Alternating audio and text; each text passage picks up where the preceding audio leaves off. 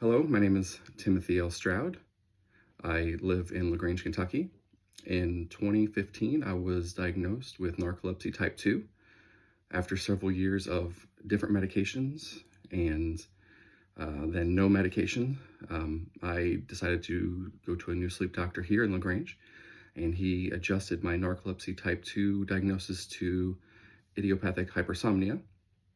I was also diagnosed with severe obstructed sleep apnea, and I am currently using a BiPAP and taking modafinil medication for my daytime sleepiness. So today I'm going to be reading the story for you, which is The Emperor's New Clothes by Hans Christian Andersen. I hope you enjoy. Many years ago, there lived an emperor. He was so fond of new clothes that he spent all his time and all his money in order to be well dressed. He did not care about his soldiers, nor did he go to the theater or even ride out, except to show off his beautiful new clothes. He had a different suit for every hour of the day. People would ask, "Where is the emperor?" Instead of answering, "He is in council with his ministers," his officers would reply, "The emperor is changing his clothes in his dressing room." Time passed merrily in the big town, which was the emperor's capital city.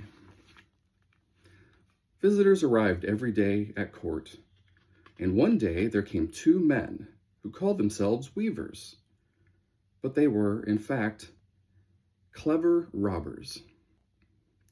They pretended that they knew how to weave cloth of the most beautiful colors and magnificent patterns. Moreover, they said, the clothes woven from this magical cloth could not be seen by anyone who was unfit for the office he held, or who was very stupid. The beautiful clothes could only be seen by those who were fit for the office they held, or who were very clever. These indeed must be splendid clothes, thought the emperor. If I had a suit made of this magic cloth, I could find out at once what men in my kingdom are not good enough for the positions they hold, and I should be able to tell who are wise and who are foolish. This stuff must be woven for me immediately. And he ordered large sums of money to be given to both the weavers, in order that they might begin their work at once. So the two men who pretended to be weavers set up looms and went on as though they were working very busily, though in reality they did not do anything at all. They asked for the most delicate silk and the purest gold thread. This they kept for themselves and put quietly into their knapsacks, and then went on to their pretended work at each empty loom until far into the night. After some time had passed, the emperor said to himself, "I should like to know how the weavers are getting along with my cloth. I am a little bit worried about going myself to look at the cloth, because they said that a fool or a man unfit for his office would be unable to see the material. I am sure that I am quite safe, but all the same, I think it's best to send someone else first." All the people throughout the city had already heard of the wonderful cloth and its magic, and all were anxious to learn how wise or how stupid their friends and neighbors might be. "I will send my faithful old minister to see how the weavers are getting on with my cloth," said the emperor at last, and after some thought. "He will be the best possible person to see how the cloth looks, for he is a man of sense, and no one can be suitable for office than he is." So the honest old minister went into the hall where the wicked men were working with all their might at the empty looms. "What can be the meaning of this?" thought the old man, opening his eyes very wide. "I cannot see the least bit of thread on the looms, nor the least bit of cloth woven." However, he did not speak these thoughts out loud. The men who were pretending to weave asked him very politely to be so good as to come nearer to them, pointing to the empty looms, asked him whether the design pleased him and whether the colors were not very beautiful. The poor old minister looked and looked, but he could not see anything on the looms, for the very good reason that there was nothing there. But, of course, he did not know this, and thought only that he must be a foolish man, or unfit for the office of minister. "Dear me," he said to himself, "I must never tell anyone that I could not see the cloth." "Well, Sir Minister," said one of the weavers, still pretending to work, "you do not say whether or not the stuff pleases you." "Oh, it is most beautiful," said the minister quickly, peering at the loom through his spectacles. "This pattern, and the colors. Yes, I will tell the emperor without delay how very wonderful I think of them." "We shall be most grateful to you," said the pretended weavers, and they named the different colors. The old minister listened closely to the fine words, so that he could repeat them to the emperor. And then the wicked men asked for more silk and gold, saying they needed it to finish what they had begun. Again they were given costly thread and silk, and again they put it into their knapsacks, and went on pretending to work as busily as before.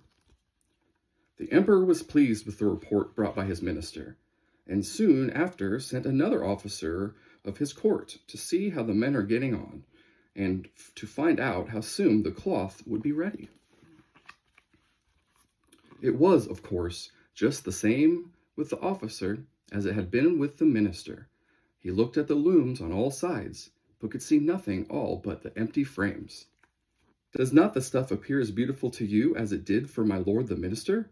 asked the men, at the same time pointing to the empty looms, and talking of the designs and colors that were not there. "Certainly I am not stupid," thought the officer. "It must be that I am not fit for the very good, comfortable office I have. That is very odd indeed. However, no one shall ever know anything about it." And at once he turned to the knaves and praised the material he could not see, saying he was delighted with both colors and patterns. He then returned to the emperor and said, "Indeed, please, your imperial majesty, the cloth which the weavers are making is extraordinarily magnificent." The whole city was talking about the splendid cloth, which the emperor had ordered to be woven at such great cost. And now, at last, the emperor wished to go himself and see the marvelous cloth while it was still on the loom. He took with him a few of the officers of the court, among whom were the officer and the minister who had already seen the cloth and come back with tales of its beauty. As soon as the pretended weavers heard the emperor coming, they worked away harder than ever, though they still did not weave a single thread through the empty looms. "Is not the cloth magnificent?" said the officer and the minister, who had already seen the weavers' pretended work. "If your majesty will only be so good as to look at it. What a splendid design! What glorious colors!" And at the same time they pointed at the empty frames, because they thought that everyone else could see the wonderful work of the weavers, even if they could not see it themselves. "How is this?" said the emperor to himself. "I can see nothing. This is indeed terrible. Am I a stupid man? Or am I unfit to be emperor? That would be the worst thing that could happen. Oh, the cloth is beautiful," he cried out loud. "I am delighted with it." And he smiled most charmingly, for on no account would he say that he could not see what his officer and the minister had praised so much. All his followers now strained their eyes, hoping to see something in the looms, but they could see no more than the others. Nevertheless, they exclaimed, "Oh, how beautiful!" and advised His Majesty the Emperor to have some new clothes made from the splendid material, and to wear them in the great procession that would soon take place. "Magnificent, charming, excellent," were said over and over again, and everyone was very gay indeed.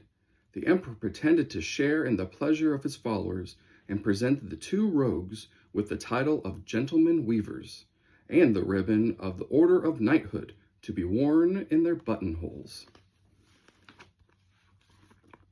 The wicked men sat up all night before the day on which the procession was to take place. They had 16 lights burning, so that everyone might see how eager they were to finish the emperor's new clothes. They pretended to roll the cloth off the looms. They cut the air with the scissors and sewed with needles without any thread in them. See, they cried at last, the emperor's new suit is ready.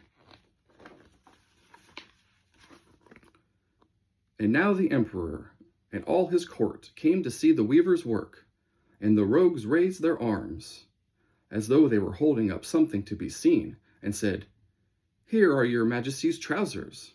Here is the scarf. Here is the coat. The whole suit is as light as a cobweb. When dressed in it, one might fancy that one has nothing on at all. That, however, is the wonderful thing about this delicate magic cloth." "Yes, indeed," said all the court, although they could not see anything at all.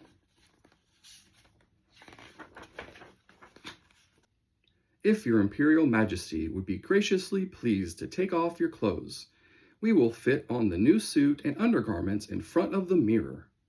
The emperor was then undressed, and the rogues pretended to dress him with his new clothes, the emperor turning round from side to side in front of the mirror.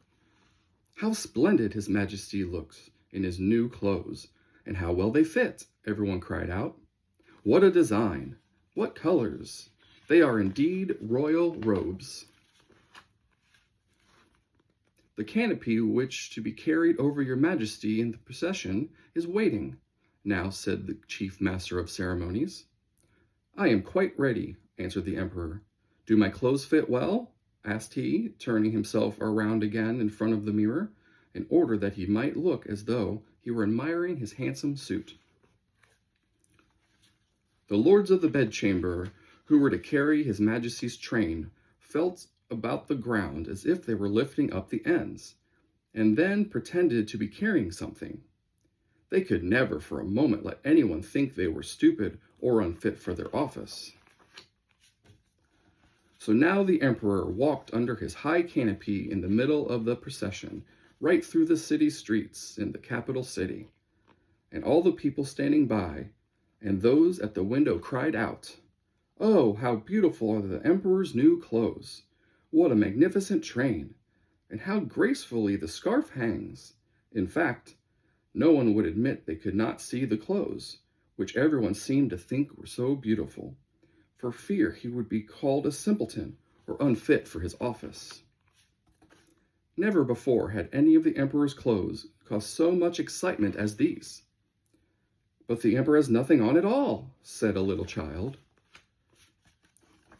"The child tells the truth," said the father. And so it was that the child said, was whispered from one to another, until all knew, and they cried out all together, "But he has nothing on at all." The emperor felt very silly, for he knew that the people were right, but he thought, "The procession has started and it must go on." So the lords of the bedchamber held their heads higher than ever and took greater trouble to pretend to hold up a train which wasn't there at all. The end. That was The Emperor's New Clothes by Hans Christian Andersen. Thank you very much. My name is Timothy L. Stroud. Have a great day, night, week, month, and year. Thank you.